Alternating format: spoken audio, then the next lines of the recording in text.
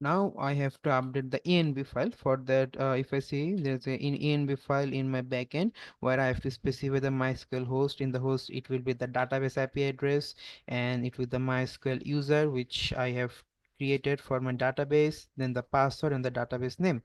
So let's just set this one. Okay, so if I use cd, then backend, then if I use ls-la, see there's env file. So for that I can update it, vim.env. In here's the MySQL host router, another thing. So the host will be my database IP address. Go to the insert mode, then copy my MySQL, the database IP, copy this one, shift insert, and the MySQL user will be the two-tier user that we created to tier and okay.